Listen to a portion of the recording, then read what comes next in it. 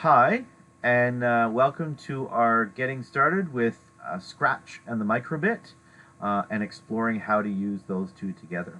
So I know you've probably been exploring Make Code and the Microbit and how to use those two together. And so I'm just excited to show you another opportunity with the Scratch website and the Scratch platform for programming the Microbit.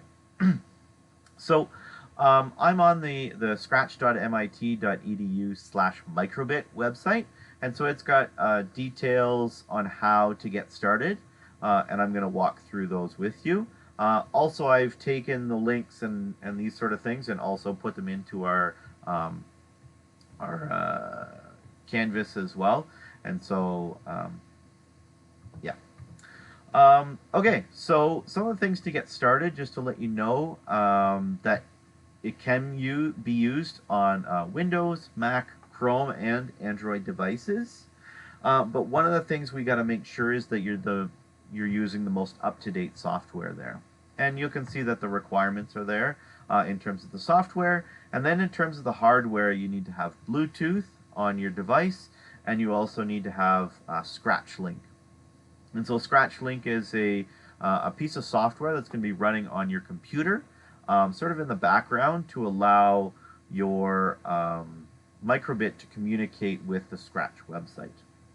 And so here you'll first download the Scratch website, Scratch Link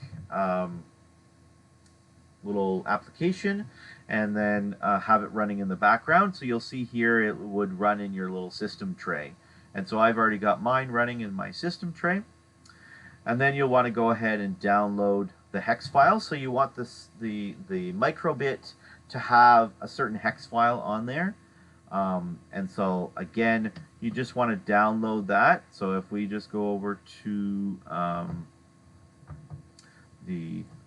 downloads folder, I think it will come over. Yeah, so we'll have the downloads folder, and then so we have this hex file, and you'll just take this hex file and drag and drop it. Well, you'll have to extract it first, and then you'll drag and drop it onto the microbit, which will be connected. So I just got to make sure that my microbit is connected to my computer. So once I've connected my microbit to the computer, then you'll see that it pops up. And so that's the one thing that you want to make sure you do is to do that. So I'm going to find that one. So here it is. No, I can't find it. I got too many things in here. So I've already, well, I'll just extract this again.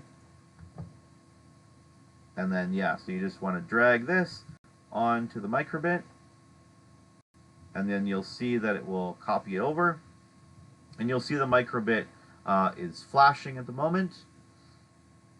And it will show a unique code that is associated with the microbit. All right. So then after we've done that, now we're going to head over to Scratch and connect it with our microbit. So if we head over to Scratch, and you can just start in with a regular project. So if I just click Create, it's going to head to a Create option,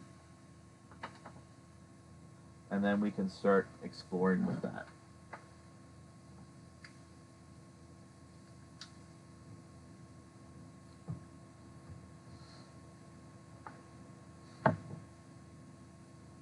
So again, I've just checked and my Scratch Link is working.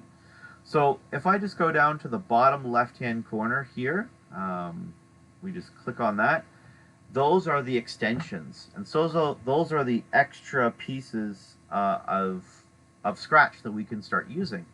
And so there's video sensing, there's pens, so there's all sorts of opportunities that you can explore with those. And we are excited to offer a Scratch course if you're interested. And so if we go ahead and click on microbit, that's one that we're looking for, and it's going to try to connect to the device. And so it will pop up the devices that are around that are currently running this hex file. And so right now I just have the one microbit that's connected, and it has a unique identifier. So VEVOT, and you'll see that also that was on the video in the bottom right hand corner. And so we can just go ahead and connect. So it says connecting. There's a check mark on the microbit, and so we'll see that we're good to go. So now we can go over to the editor, and we can now start to connect these with the microbit. So I'll share a little bit more in the next few videos. Thanks very much for watching, and happy scratching.